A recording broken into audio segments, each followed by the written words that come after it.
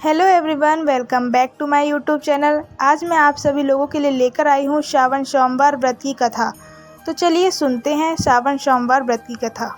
एक समय की बात है, किसी नगर में एक साहूकार रहता था। उसके घर में धन की कोई कमी नहीं थी, लेकिन उसकी कोई संतान नहीं थी। इस कारण वह बहुत दुखी था। पुत्र प्राप्ति के लिए वह प्रत्येक सोमवार व्रत रखता था और पूरी श्रद्धा के साथ शिव मंदिर जाकर भगवान शिव और पार्वती जी की पूजा करता था। उसकी भक्ति देखकर एक दिन मां पार्वती प्रसन्न हो गईं और भगवान शिव से उस साहूकार की मनोकामना पूर्ण करने का आग्रह किया। पार्वती जी की इच्छा सुनकर भगवान शिव ने कहा कि हे पार्वती, इस संसार में हर प्राणी को उसके कर्मों का फल अवश्य मिलता है और जिसके भाग्य में जो हो उसे भोगना ही पड़ता है। लेकिन पार्वती जी ने साहूकार की भक्ति का मान रखने के लिए उसकी मनोकामना पूर्ण करने की इच्छा जताई। माता पार्वती के आग्रह पर शिव जी ने साहूकार को पुत्र प्राप्ति का वरदान तो दिया, लेकिन साथ ही यह भी कहा कि उसके बालक की आयु केवल 12 वर्ष होगी। माता पार्वती और भगवान शिव की बातचीत को साहूकार सुन रहा था। उसे ना तो इस बात की खुशी थी और ना ही दुख। वह पहले की भांति शिव जी की पूजा करता रहा। कुछ समय के बाद साहूकार के घर एक पुत्र का जन्म हुआ। जब वह बालक 11 वर्ष का हुआ तो उसे पढ़ने के लिए काशी भेज दिया गया।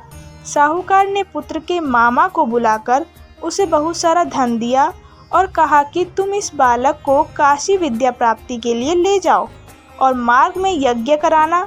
जहाँ भी यज्ञ कराओ वहाँ ब्राह्मणों को भोजन कराते और दक्षिणा देते हुए जाना। दोनों मामा भांजे इसी तरह यज्ञ कराते और ब्राह्मणों को दान दक्षिणा देते काशी की ओर चल पड़े। रात में एक नगर पड़ा, जहाँ नगर के राजा की कन्या का विवाह था। लेकिन जिस राजकुमार से उसका विवाह होने वाला था वह एक आँख से काना था। राजकुमार के पिता ने अपने पुत्र के काना होने की बात को छुपाने के लिए एक चाल सोची। साहूकार के पुत्र को देखकर उसके मन में एक विचार आया। उसने सोचा, क्यों ना इस लड़के को दूल्हा बनाकर राजकुमारी से विवाह करा दूं। विवाह के बाद उसको धन देकर विदा कर दूंगा और राजकुमारी को अपने नगर ले जाऊंगा।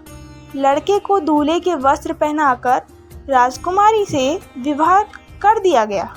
लेकिन साहूकार का पुत्र ईमानदार था। उसे यह बात न्याय संगत नहीं लगी। उसने अवसर पाकर राजकुमारी की चुन्नी के पल्ले पर लिखा कि तुम्हारा विवाह तो मेरे साथ हुआ है, लेकिन जिस राजकुमार के संग तुम्हें भेजा जाएगा वह एक आँख से काना है। मैं तो काशी पढ़ने जा रहा हूँ। जब राजकुमारी ने चुन्नी पर लिखी बातें पढ़ी तो उसने अपने माता पिता को यह बात बताई। राजा ने अपने पुत्र को विदा नहीं किया, जिससे बारात वापस चली गई। दूसरी ओर साहूकार का लड़का और उसका मामा काशी पहुँचे और वहां जाकर उन्होंने यज्ञ किया। जिस दिन लड़के की आयु 12 साल की हुई उसी दिन यज्ञ रखा गया। लड़के ने अपने मामा से कहा कि मेरी तबीयत कुछ ठीक नहीं है। मामा ने कहा कि तुम अंदर जाकर सो जाओ। शिव जी के वरदान के अनुसार कुछ ही देर में उस बालक के प्राण निकल गए।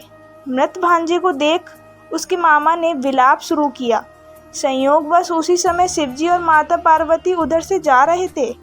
पार्वती ने भगवान से कहा, स्वामी, मुझे इसके रोने के स्वर सहन नहीं हो रहा।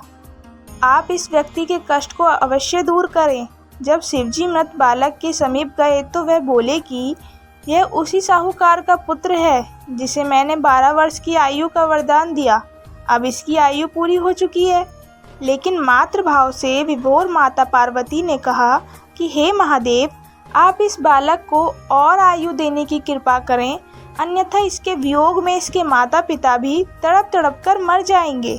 माता पार्वती के आग्रह पर भगवान शिव ने उस लड़के को जीवित होने का वरदान दिया। शिव जी की कृपा से वह लड़का जीवित हो गया। शिक्षा समाप्त करके लड़का मामा के साथ अपने नगर की ओर चल दिया। दोनों चलते हुए उसी नगर में पहुँचे जहाँ उसका विवाह हुआ था। उस नगर में भी उन्होंने यज्ञ का आयोजन किया। उस लड़के के ससुर ने उसे पहचान लिया और महल में ले जाकर उसकी खातिरदारी की और अपनी पुत्री को विदा किया। इधर साहूकार और उसकी पत्नी भूखे प्यासे रहकर बेटे की प्रतीक्षा कर रहे थे। उन्होंने प्रण कर रखा था कि यदि उन्हें अपने बेटे की मृत्यु का समाचार मिला तो वह भी प्राण त्याग देंगे, परंतु अपने बेटे के जीवित होने का समाचार पाकर वह बेहद प्रसन्न हुए। उसी रात भगवान शिव ने व्यापारी के स्वप्न में आकर कहा, हे श्रेष्ठी, मैंने तेरे सोमवार के व्रत करने और व्रत कथा सुनने से प्रसन्न होकर तेरे पुत्र को लंबी आयु प्रदान की है। इसी प्रकार जो कोई सोमवार व्रत करता है या कथा सुनता है और पढ़ता है, उसके सभी दुख दूर होते हैं और समस्त मनोकामनाएं पूर्ण होती हैं। धन्यवाद।